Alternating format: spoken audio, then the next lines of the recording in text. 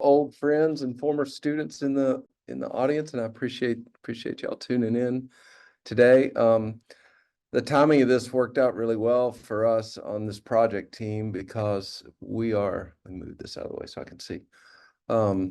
We are near the end of this project, which was funded by the National Academy of Sciences Gulf Research Program, and it's I'm going to talk about the project today, and I want to introduce the team as well. This has been a really fun thing to work on, and hopefully important in the future as well. So look forward to it. Let's see. Okay. Most of you, I'm sure, are familiar with the Suwannee Basin, but in case you're not, it's 11,000 square mile watershed that extends well up into Georgia. One of the largest undammed rivers in the southeastern United States. There's not a single major water control structure on the system. So although there have been impacts to flow in the system, it's a relatively natural flow regime compared to a lot of rivers throughout the southeastern and throughout the rest of the US and the world as well. This region has very important coastal ecosystems that support a lot of ecosystem services like fisheries and aquaculture and a vibrant tourism industry. The Nature Coast is known as a relatively undeveloped area that has a lot of important resources, fisheries and ecosystem resources in the region. Agriculture is also very important in the region, economically and socially as well. So it's an important agriculture and forestry area. This part of Florida is undergoing development pressure, like all of Florida is. But some interesting changes that we're seeing in this region is one, a lot of the people that are moving to Florida from out of state are not moving as far south as they used to move because of presumably high population density down there. And we're also getting people that are moving from South Florida up into Central Florida and into this region as well. So it's got development pressure coming on from both directions. There's a lot of uncertainty in the future climate scenarios of what's going to happen in this region, but it's a region that we have definitely seen strong impacts of climate change already with the expansion of mangroves and shifting distributions of fish and birds as examples. So those are just examples of some of the natural resources. Cedar Key, right at the mouth of the Suwannee River, has a $30+ million gross sales clam aquaculture industry, which is obviously a critical driver and key working waterfront part of the landscape there in Cedar Key. And so those are all important resources. So really, what this project was slated to do is to say, well, how are future changes in land use and climate going to ultimately affect both the watershed and the estuary? And that's kind of the overarching question here. So I'm going to talk about the project objectives here, and it's really kind of 4 sub-projects that are all intricately linked, and then I'll introduce the team. The first one is around hydrological modeling, and it's really trying to quantify how changes in land and water use, as well as future climate change impacts on both temperature and rainfall patterns, are going to influence freshwater discharge from the Suwannee River and freshwater quality with regard to nutrients. So that's the whole first objective, is to look at how land use is going to change and what are the implications of that for flow and nutrient concentrations in the Suwannee. The second objective is to explore how the impacts of those changes in freshwater delivery to the estuary and nutrient concentrations are expected to influence the estuarine food web. And that includes things that are important ecosystem services like fisheries and shellfish, both wild shellfish harvesting with regard to oysters, as well as shellfish aquaculture with hard clams and some oyster aquaculture ongoing as well. Today, I'm mainly, because of time limitations, I'm going to focus on the results of these first 2 objectives in this talk. But objective 3 is going to evaluate the economic implications of these future scenarios. So what are the economic implications? If we see changes in land use and we see changes in precipitation, and that influences the estuary, what are the implications of that for these ecosystem services, the economic implications for ecosystem services and coastal communities. And then 4 is to integrate these results with the public, with both management agencies, state and federal agency cooperators, as well as county and local governments and land use planning organizations and those kinds of things. And we've done a lot of integration so far, but there's going to be more after this project to make the tools that we developed here hopefully useful in policy decisions down the road. So I'm going to talk about objectives 1 and 2 today, but I also wanted to mention that next week we have the UF Water Institute Symposium is on Tuesday and Wednesday. And on Tuesday morning, we have a session that is mostly dedicated to this project. So you'll be able, if you are going to the Water Institute Symposium, you'd be able to see talks about each of these 4 objectives individually and much more detail on those there as well. So I want to introduce the team because I didn't do most of this work at all. I did a tiny bit of the work and really organizational type work. This was a large collaborative team, and it's been a really rewarding group to work with. The group up in the top left here, we have Wendy Graham, director of the Water Institute, has been involved from the beginning, as well as Dave Kaplan. Oh, sorry. And they also led a project called the Facets Project that did a very similar hydrologic modeling effort for the Santa Fe, which is one of the basins within the Suwannee Basin, the Santa Fe River. And that really was a springboard for us because they did a lot of the groundwork on how to do the landscape level hydrologic modeling for the system. And so we were able to parlay on that to expand it up for the Suwannee River Basin. The one that did most of the hydrologic work was Nathan Reaver here. Nathan was a postdoc and has now accepted a federal position up in Ohio, but he did a great job. And then Rob Dubois also did a lot of work with the urban expansion scenarios with the landscape. So those were involved in Objective 1. Objective 2 was led by Dave Shigaris, Dr. Dave Shigaris. Dave is an expert in trophic dynamic modeling of food webs and ecosystems, including a lot of work in the Gulf of Mexico, and he led this part along with Holden Harris there. And Holden was a postdoc here who's now working for NOAA, doing food web modeling as well. And then the upper right quadrant, we've got Krista Court in the middle. Krista is leading the economic team along with Kelly Grogan. And this part of the project, which I'm not going to speak too much today due to time limitations, but they actually also did a fair amount of data collections and surveys associated with that. Alicia in the top right, Edgar and Roberto all did a lot of data collection and economic analysis on this project. And there'll be a talk specific to the economics at that Water Institute Symposium. And then the last team that was part of the broader team was the PI Center for the Center for Public Issues Education here in IFAS, led by Ricky Telgan and Angie Lindsay. And they have been coordinating our public outreach, and they're giving a talk as well. Sydney Honeycutt is led that, and Sydney is going to be at the Water Institute as well, giving a talk. So you'll see these folks present their work at that if you're able to go to the Water Institute Symposium. But it's been fun to have a group that has these very different disciplines that are all working together, and we met monthly and really integrated into I think, a really good team to put all these results together. So we also had an advisory committee, so I'm just giving you some background about the project overall. This has been a 3-year project, and we're very near the end of the project now. The advisory committee had management agencies, both state and federal agencies in the room. We had multiple meetings. There was some challenges here because some of this was done during COVID, but we have adapted, and we had both in-person and Zoom meetings with the committee.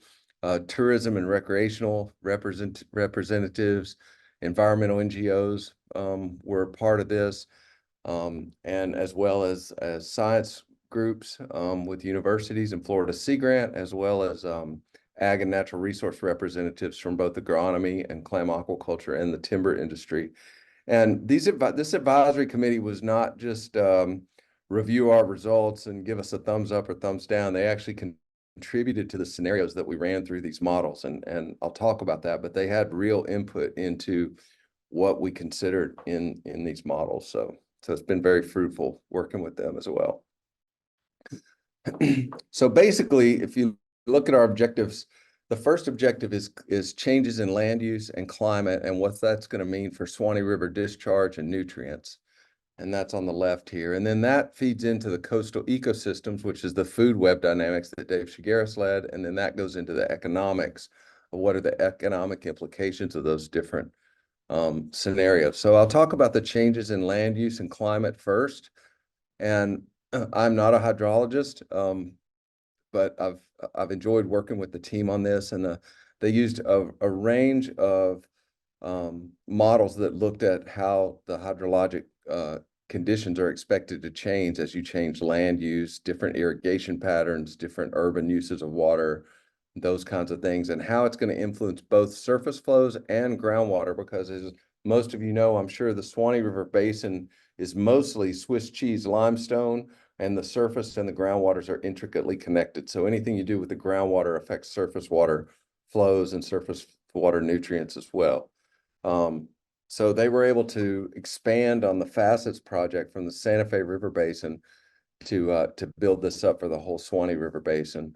And the outputs from this model, the hydrologic model, is for a given change in the landscape use, it gives a different river flow conditions, nitrogen concentration, as well as crop yields and water temperature, et cetera. And so that's kind of the output from the hydro group. In this is what would be the discharge and the nutrient concentrations of the Suwannee River at the mouth. And so I'll talk about those results here first. We considered 6 land use scenarios in this project. So far, at least, we'll be able to, now that we've got it built, we'll be able to consider other ones in a fairly straightforward manner in the future. One is just the current land use projected forward. So current agriculture, forestry, urban landscape footprint expanded into the future. The second, now, and before I describe these, I also want to point out, this is a little bit like if you think about like you're going to build a car from scratch and you want to see how it runs. Well, one of the ways you see once you get it all built is you want to run it at very low RPMs and you want to run it at high RPMs and see if it performs as you would have expected to when you look at all the parts that went inside. And that's kind of what we're doing here. And the reason I say that is that some of these scenarios are not meant to be realistic. Nobody expects that this would actually happen. What we're trying to do is probe the model with extreme conditions and see if we get the kind of outputs that you would expect, given what we know about those land uses. And so don't think about these scenarios as any scenario that we expect to happen in the future. Think of them as ways to explore how these models are working. So the agricultural expansion scenario is basically taking all land that could be row crop agriculture and expand it into row crop agriculture in the future. So much more row crop agriculture in the basin. That's kind of one extreme. That's like a foot all the way down on the accelerator, for example. And the restoration forestry is actually taking all the land cover that is in row crop agriculture and switching it over to low density longleaf pine forest. So it's actually very unintensive land management, no fertilization, ambient rainfall patterns, et cetera. So that's the restoration forestry. And those two scenarios are kind of the bookend of the scenarios we considered here. The fourth scenario came from the advisory committee, and this is a Southeast Conservation Blueprint scenario where we take all lands that are targeted for conservation and put them into conservation in the whole basin. So it's basically the maximum amount of planned conservation land goes into conservation under that scenario. And that was good feedback from them that we've run through these models. And then we had 2 urban expansion scenarios. One would be a year 2070 expansion and another would be a year 2100 expansion. And this came from several sources, but the Thousand Friends of Florida predictions of urban expansion in Florida was used as part of the basis for this to look at urban expansion in the future. So those are the land use scenarios. And the next thing then is, okay, well, what's going to happen with the climate in the future? And here I've got 2 of our scenarios just to show you the current conditions. And you can see the green is, the yellow is row crop agriculture. And that's the current footprint of row crop agriculture. The red is urban development. And you can see the blue is wetlands, etc. The ag expansion scenario takes everything that is production forest now, pretty much, and switches it over to row crop agriculture. So again, it's not meant to be realistic. It's meant to see how the model performs if you greatly increase the row crop agriculture footprint in the basin. So that's the purpose of that. And then the restoration forestry is kind of the other bookend, and that's saying, what if we took the basin and switched it from row crop agriculture to low density longleaf pine savannas, and so basically very low intensity, no fertilization, that kind of thing, type landscape use. So again, trying to probe the bounds of, if you think about a knob, we're trying to turn the knob both directions in a long way to see how the model performs. These are some of the land use scenarios. Rob Dubois put these together with a lot of data. And so in 2010, this is from Thousand Friends of Florida, the population size in the basin was about 851,000 people. The 2070 prediction is about 1.4 million, and the 2100 prediction is about 1.6 million. So those are the expanded scenarios for what the urban population may do in the future. And it's not just urban, it's just housing, and housing type development within the basin. So those are those scenarios. Okay, so now let's talk about the climate, because we don't have much doubt that the future climate is going to be warmer than it is now, given the trends that we're seeing with climate change. But there is a lot of uncertainty about the future rainfall patterns. And so what the team did here was look at downscale climate models, different models that made different runs, and downscaled to the Suwannee River Basin to look at what the rainfall patterns might be. And the scenarios, we had 5 of those, and they ranged from a hotter, drier scenario, which had 41 inches of average annual rainfall, still hotter but drier. And then the other extreme is a hotter, wetter scenario, which is 61 inches of rain. So about 20 inches more rain in the wetter than the extreme drier condition. And the simulations, most of what I'm going to show today is the kind of the intermediate, the hot, dry, 49 inches, and the hot, wet, 61 inches. So we're seeing changes in the rainfall predictions based on what the future climate might be. And these lower panels just show the seasonality of the rainfall patterns, whether it's a hot, wet, which is blue, and the hot, dry, which is the red line, and the black line is the baseline of what we expect in the future at average rainfall conditions overall. So 5 climate scenarios and 6 landscape land cover scenarios gives us 30 total scenarios that we've run through these models so far. Okay, so let me get in the results here. This is net recharge to the Floridan aquifer in million gallons per day. And the current conditions projected into the future. So it's no change in the landscape, no expected change in the climate expected in the future, comes about 6,000. The agricultural expansion, that's the AE, the second bar, shows about the same net recharge to the aquifer. The restoration forestry shows much higher recharge to the aquifer. So that's low density pine, longleaf pine. The conservation scenario had slightly higher than the average, the current conditions as well. And then the urban development recharge to the aquifer were slightly lower than the current conditions. So a little more, indicating a little more water use, but they were lower average recharge rates to the aquifer under those scenarios. And we'll talk about this from several angles here as I go. Nitrate load to the aquifer, and that's in tons of nitrogen per year. The ag expansion scenario was the highest, and of course that's not surprising that agriculture, row crop agriculture, uses fertilizer.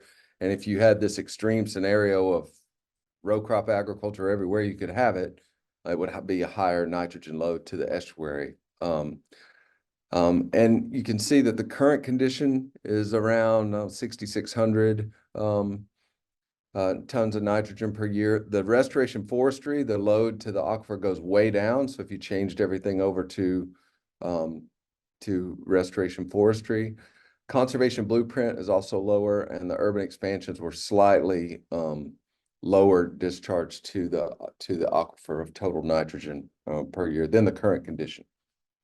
Okay, so far this is working as we expected. The agriculture expansion scenario, much higher nitrate loads as you would expect, and the restoration forestry much lower. So that does make sense with what we would expect if you did see those kind of drastic land use changes. So again, we're trying to develop a tool that can be used in the future, and we're testing that tool to see how it performs across a wide range of scenarios. Couple more slides on this, and then I'll move to the next section. This is river discharge, and this is just trying to identify just the land use, how the land use impacts river discharge. And this has the monthly flow in cubic feet per second. And you can see that the green line is the restoration forestry. So it's the highest discharge. So this is for a given climate scenario, how would land use influence the discharge? And so restoration forestry has the highest discharge overall. Ag expansion is kind of in the middle, a little bit on a little bit fairly close to the conservation scenario as well, the conservation blueprint scenario. The current condition is in black, mostly hidden, and the urban expansion are both the lower discharge levels. So the point is that urban expansion here would predict lower discharge flow rates of the Suwannee River due to water use and that kind of thing. So I'll go to the next one now. What this one does is say, okay, irrespective of land use, what is the effect of a climate scenario on discharge in the Suwannee River? And so what that shows is that, of course, if it's hotter and wetter, you get higher discharge rates. Both the hotter and wetter and hot wet scenarios are the highest discharge rates, and the hotter and drier has the lowest. And this is, of course, would be expected. These are changes in rainfall, but they are showing what we would expect as far as discharge in the Suwannee River with these different patterns. So let me summarize that for the hydrological results. Land use patterns definitely influence nutrients, groundwater recharge, and surface water flows to the estuary, discharge to the estuary. But climate in the form of precipitation obviously had a strong effect on the Suwannee River discharge. And so climate-driven changes in rainfall are going to be a big effect on the discharge to the estuary, as you would expect. Regardless of any land use changes, the climate is going to matter. However, and we were interested to see that our results suggest that land use does matter. Now, we did have some extreme scenarios here to test the model, but they showed what we would have expected to show is that land use influences both discharge and nutrients for any of the given climate scenarios. So if you hold any of the future climate scenarios constant, land use did matter as far as discharge and nutrients. Okay. So, so now this is where we would switch from objective 1 to objective 2 with the food web, because the hydrological group then will pass this to Dave and say, okay, given these future scenarios and discharge and nutrients entering the estuary, what do we expect would happen to the food web? Okay, and the food web includes fish and shellfish, includes birds and lots of wildlife, and so these things are and provide important ecosystem services. So let's talk a little bit about how the model works to see how it would affect these species groups. Obviously, all of these animals are affected by habitat, and they're also affected by total primary production, the production in the system. Things like mangroves, oysters, phytoplankton abundance, and seagrass abundance are going to influence all of these animals to some degree. And the strength of those relationships would vary by species, of course. But land use and climate from the objective 1 is going to affect both the habitat down in the bottom. It's going to affect all of these things, and it's also going to have direct effects through changes in salinity, changes in light availability, changes in phytoplankton, those kinds of things. So it's what we're doing here has both of these feedbacks, both direct effects of land use and salinity and discharge, as well as effect of those factors on the habitat, which then affects the food web. Okay, and I'll talk about the framework that Dave used to do this in just a second. But I just wanted to point out that the estuary produces a lot of these natural resources that provide big ecosystem services, both wild oyster harvest, hard clam shellfish production in form of aquaculture, recreational and commercial fisheries. So the idea here is that all these things are ultimately going to influence these natural resources. And I wanted to point out here that, I think a lot of the value of this project, there's a lot of value in building these models and linking them together and seeing what the future scenarios might be. But I think the longer lasting value of a project like this is really the data synthesis that went into it, because now we've synthesized the basin-wide characteristics of what we might expect. Lots of data went into the hydrologic model, and lots of data went into the food web model as well. I'll talk about some of those sources. Dave and Holden used EcoPath with EcoSim, and I saw Carl Walters on here earlier. Carl was one of the original conceptual and writers of EcoPath with EcoSim, which is the predominantly used food web model in the world and has been used around the world. This is the Suwannee River estuary model, and it was originally done with one of Dave's students, Dylan Sinnixon, but we've expanded it a lot in this project. And it's a food web model that's really focused on fish populations, because that was a lot of the questions of interest at the start of what drivers are going to influence fish and shellfish in the estuary. Has 66 functional groups. I won't go through explaining all this mess, and I'm sure you'll thank me for that.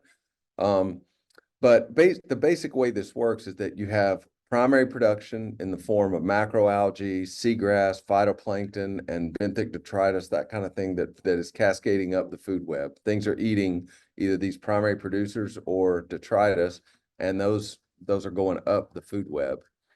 And then they assimilate through the food web to the top of the food web, where you have things like top predators and fisheries like red drum, spotted sea trout, etc. So I'm sorry if it's a little bit noisy. I'm on campus and I've got the door closed, but there's some noise coming through it. So all these things are linked. So basically, if you change phytoplankton abundance in the bottom by increasing nutrients, for example, that cascades through the food web here to change some of these other groups.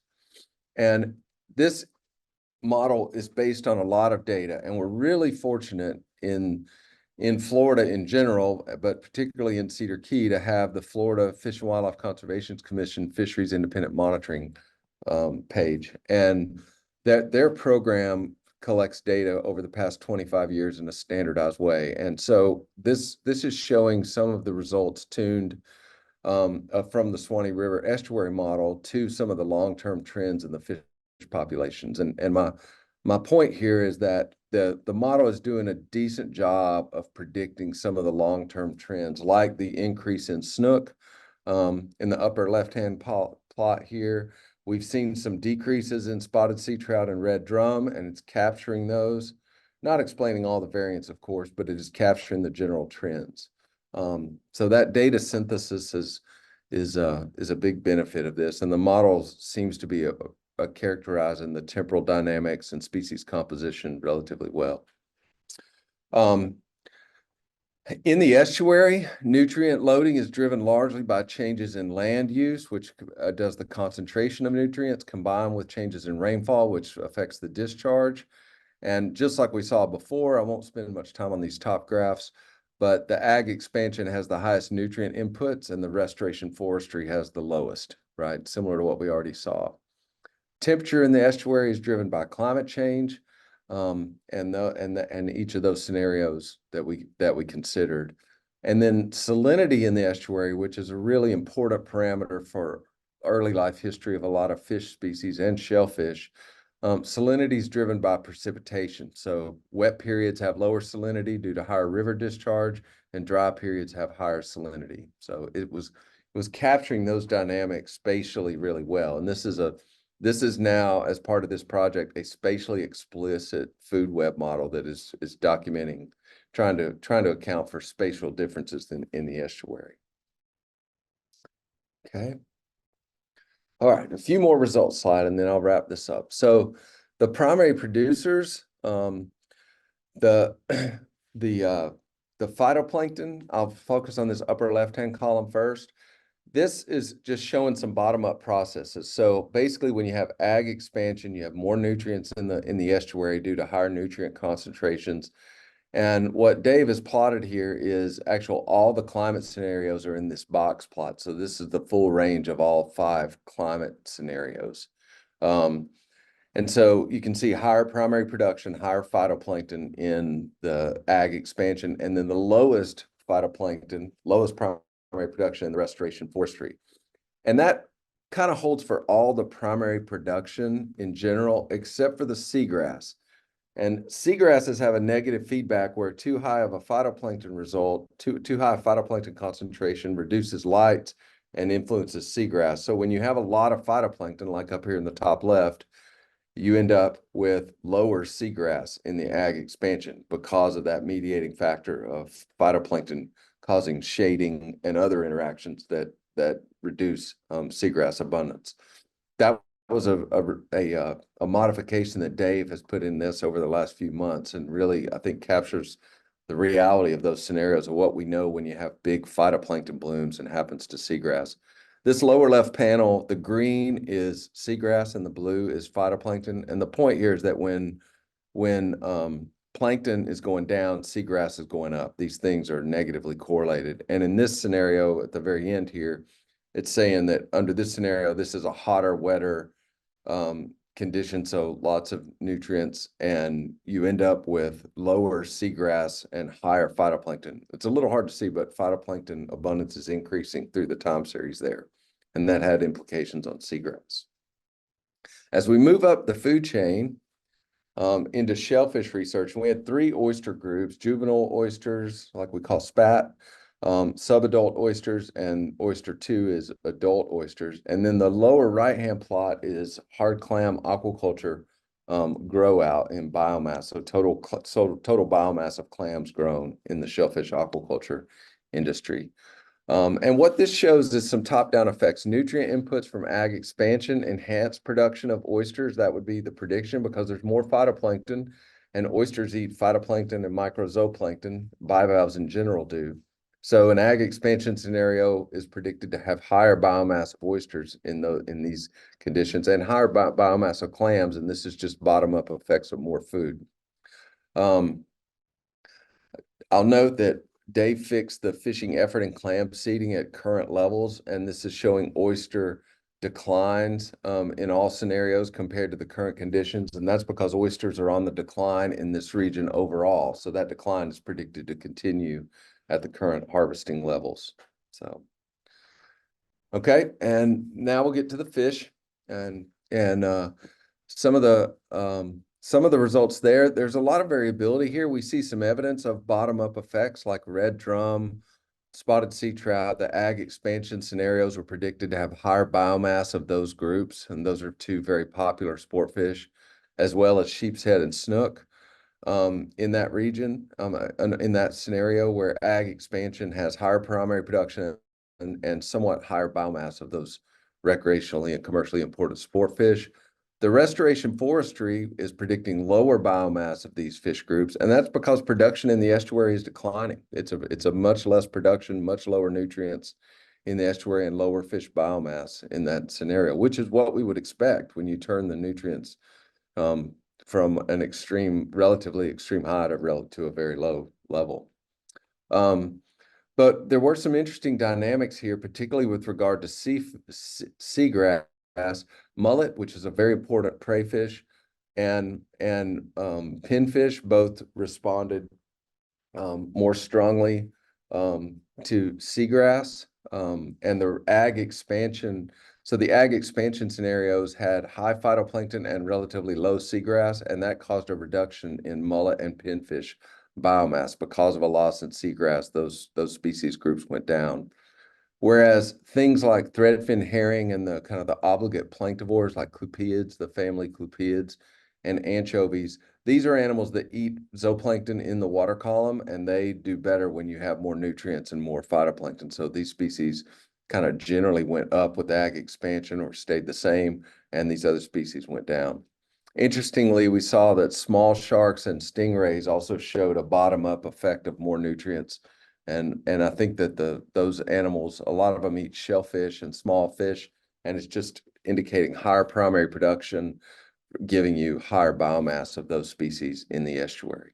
Okay, so the trends are kind of what we would have expected. But of course, this is still a model and a very simplistic depiction of reality with some issues there, which I'll talk about now. Any of the scenarios we ran that increased discharge of nutrients increased primary production, and that cascaded to higher trophic levels. So if you have higher production, you have higher food availability and higher biomass of some of the species groups. But we did see some linkages where seagrass loss is predicted, particularly in the ag expansion scenario, which has negative effects on some fish species, particularly pinfish in this and mullet, striped mullet as well.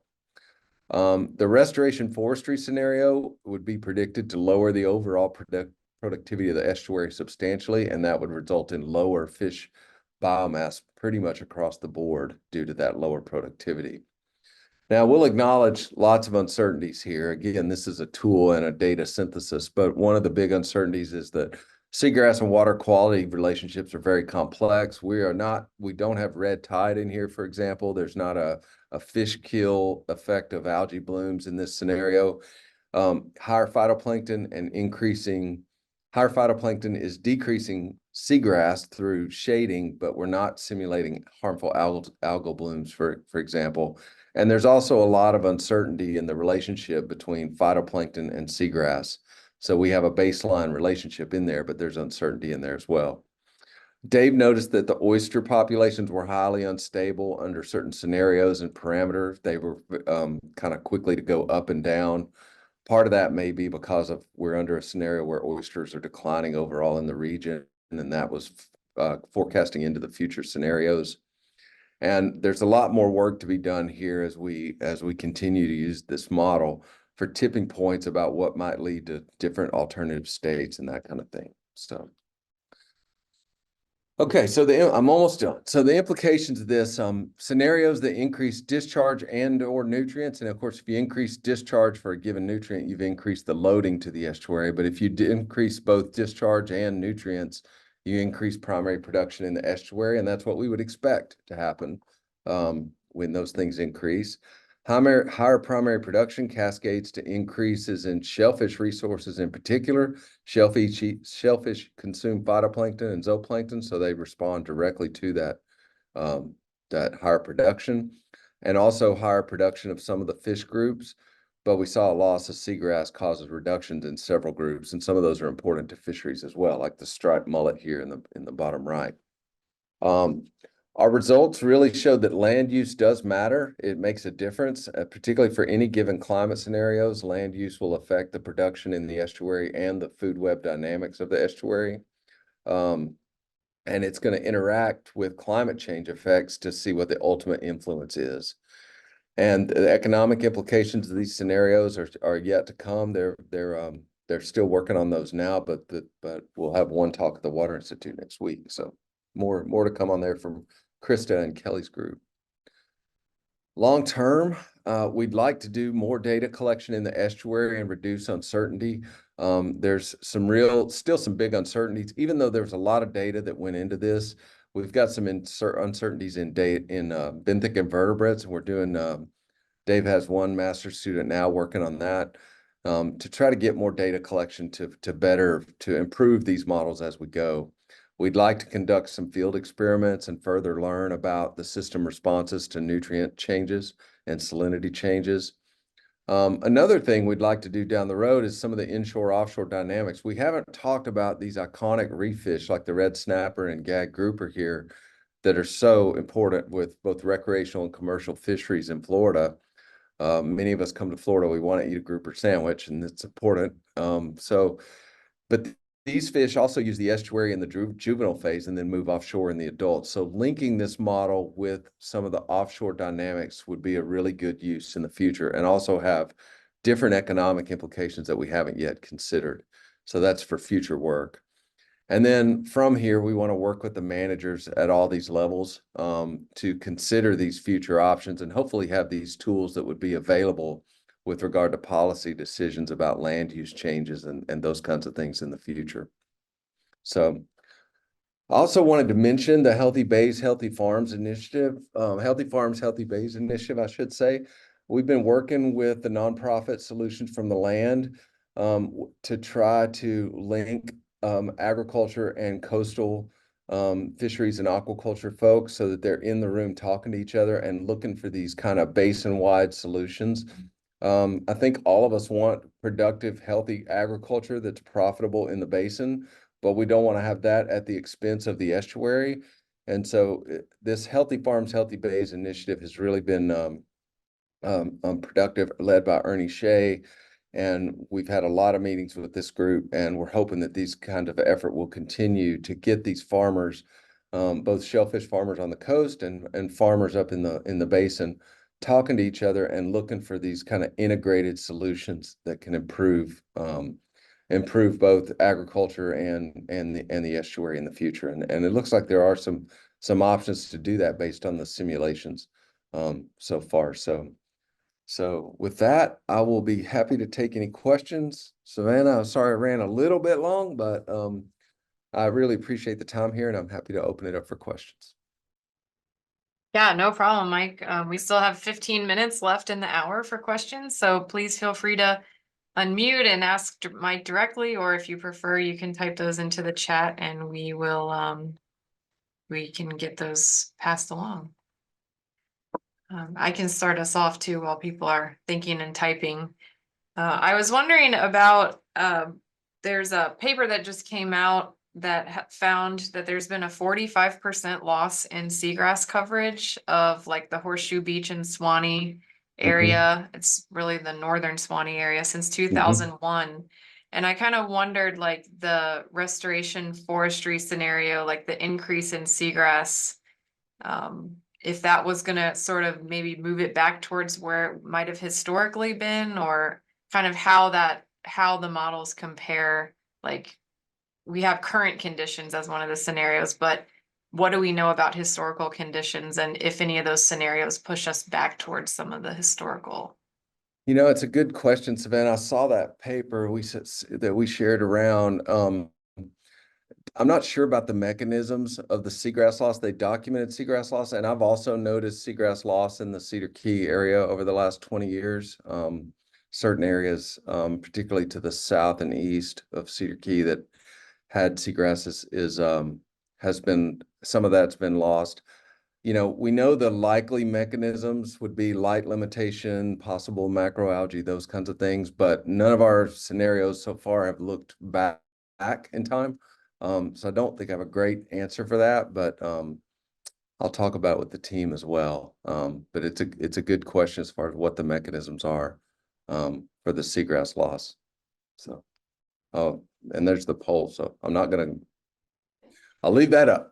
Yeah. Yeah. Yeah, you have a couple questions in the chat too. Now let me see what the questions are in the chat. Okay. Okay. One, Paul Plurd asked, oysters are in decline directly because of water quality and quantity worsening. I don't think so. I don't think it's as simple as just a water quality issue. There's several stressors going on oysters. One of them is potential for overharvest. Oysters have had a lot of pressure in our region, especially because Apalachicola Bay has been shut down to harvest. Suwannee Sound has been the #1 oyster producing estuary in Florida the last several years, which is not good news because there's been a lot of fishing effort put into that region. But another big driver is salinity changes and high salinity due to droughts. And we've had 4 droughts that are in the magnitude of 80 to 100-year events over the last 25 years. Not so many recently, but in the last 25 years, we've had some major droughts, which increases both predation and parasitism on oysters. So we don't have a single smoking gun there, but I don't think it's not necessarily water quality and quantity. It's more like quantity would be with regard to salinity, because lower discharge is going to be higher salinity, which is bad for oysters. So that's one.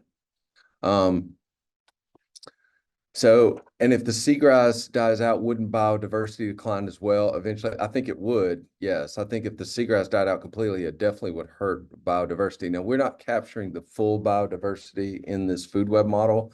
It only has 66 groups in an estuary that has over 250 fish species. So we're not fully capturing the biodiversity, but we did see that those declining seagrass populations had big effects on some of the major prey resources in the area, like pinfish and mullet. So we are seeing effects of seagrass loss on the food web, but we're not measuring biodiversity per se. Okay, and the next question was, did the model consider existing management strategies such as agricultural BMPs, best management practices, effluent limits for urban wastewater? So that's a great question, and it's one that we're hoping these tools are going to be used for in the future, possibly in evaluating and developing best management practices in the future. Our future scenarios of land use were basically expanding the landscape of the current land use, and that would include the current use of the BMPs that are in place. But we didn't change BMP management and the agricultural expansion at the same time, for example. So we use the current BMPs and then just changed how the landscape is used in these scenarios. But it is a really good question, because it would be reasonable then to go in and say, okay, well, what if you could do agriculture with less nitrogen fertilization and less water use in the future? Under those scenarios, what would be the effect of an expansion of agriculture? And these tools would be very good for that, once we had data to do it. But so far, it's just the current land use expanded in the footprint. So good question. So other questions?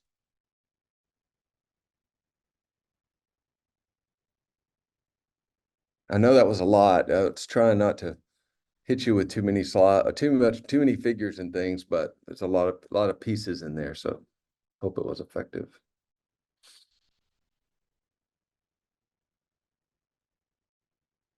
Yeah, it's really good. And I wonder, I think you had the slide on there mentioned about like the Pie Center and their involvement. So, I mean, like what kind of products maybe could people keep their eye out for, like if they want to keep tabs or get Yep. other than the Yep. recording of today. Yeah. Yep. So we'll have an online presence through the Pie Center and the Water Institute of some of the products of this coming in the future. We're going to have another meeting of our advisory committee late spring, early summer this year. And in that meeting, we're going to show the results and really strategize with the advisement committee what is the best way to get these results out. And that could include like talking to county commissions. A lot of the land use decisions are made at the county level. So those kind of discussions are where the rubber meets the road. And of course, the Suwannee River Water Management District is in the room with us and collaborating on this as well. So that will affect water policy as well. And we're also working with them on minimum flows and levels in the basin as well. So I would say stay tuned at the Water Institute and the Pie Center websites, and people can email me directly as well, and I can connect you with parts of our team. So, Holden. Hey, can you hear me? Okay. Yep. Yeah, thanks, Mike. It's so neat seeing it all put together.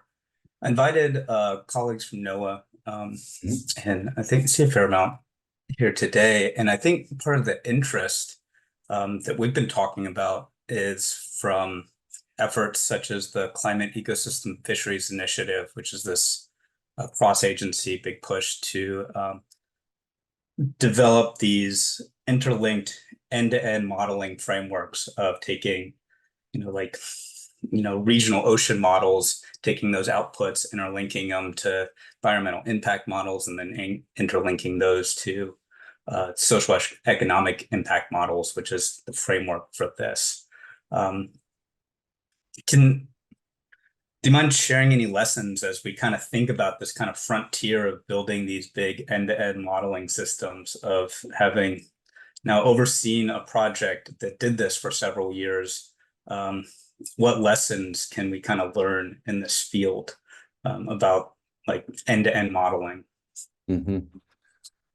Well, I think one of the starts is to to do it in an area where you have the data that you can at least build the basic model. We're never going to have enough data, and that shouldn't stop us. But there are some basic data requirements that you need to be able to do this with any reliability. And the use of the FEM data on the trophic dynamic and the extensive groundwater and surface water monitoring that USGS and the Water Management District had done in the basin, along with the already developed SWAT ModFlow hydrologic models, made this easier, but it's still a lot of work. So that, I think, having the data to start something like this is really important. And then I think the other big lesson, and it's been fun to see develop, is just having these different project teams where you have very regular communication with each other. So that, for example, the hydrologic model, we realized after we got the grant and started that the hydrologic model didn't really have a way to link to the food web model. Like there wasn't a way to do that. And so Nathan and Dave Garrison, you figured out this linkage model to link the hydrology directly to the food web model. And that was something that we didn't anticipate at all. And the only way that that happens is having the regular communication of people that are in different disciplines and they're working on this together. In other words, you don't take a project like this that has 4 different parts and each person works on their part and try to put it together at the end. It's got to be, you got to try to put it together from day one. And I think that would be the biggest lesson. And I've watched in awe as you guys have done that, because it's been that was a challenge that I didn't anticipate it would be as hard as it was. So good question. Thanks, Mike. Hey, Mandy, thank you.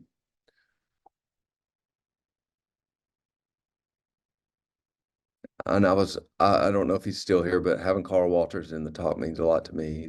Carl was the father of a lot of the work that we do at the University of Florida, and all this food web modeling really he's influenced all of us substantially. So. Hey, Mike, you done a good job. All you guys did. That's pretty amazing what you've been able to put together. And I like the way you approach this end-to-end issue. You know, a lot of that's being done using the big Atlantis software frameworks. And they're so huge and cumbersome that nobody even fits the things to data. Nobody checks to see if they work. They just say, well, maybe it'll work because we're putting so much detail into it. I really like the strategy you guys are following. It's pretty unique. Another thing is that you guys, in a way, you can just go out there and look to see what the future will look like to some degree, because you can look down the coast at places that are already warmer, have already undergone some of these changes, and see what has happened in those places compared to here. Yeah, compared to the north. That's a good thought. And we've also talked about trying to do this same kind of watershed approach in some of the basins that are more heavily modified, like in Southwest Florida with connections to Lake Okeechobee and those kinds of things. And they also have similar data sets that you could use down there. So it's so you would have the climate future that we'll see in this region, as well as changes in water discharge. So. Well, you got about 3 lifetimes outlined ahead of you there. Yeah. Good luck, guys. It's good to see you, Carl. Krista had a comment. She said, I'll just add that the linkage step is currently occurring when translating output from the hydrologic and ecological models for use as inputs to the economic models. This is always a heavy lift, in addition to development of appropriate economic models for such work. So excellent, Krista. Yeah, the econ team it's been really fun working with them. And they actually, I didn't even talk about it at all, but they did a lot of data collection with angler interviews as part of this work as well. So.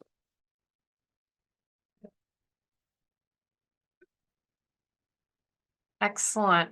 Well, thank you all so much for being here. We're getting close to our time, so I don't know, maybe you can get one last question in under the wire, but otherwise, we really appreciate the great turnout for today. And Mike, thank you so much for being here and talking to us about that project. And I'll send a follow-up to everyone who is registered with a link to the recording and some information about our program that is coming up next month in March, which I don't want to misspeak, but I believe is going to be Brad Furman with FWRI to be talking a lot more about seagrass. So, and the research that FWC does with seagrass. So please join us for that as well. Thanks, Savannah and Laura. Thanks, everyone.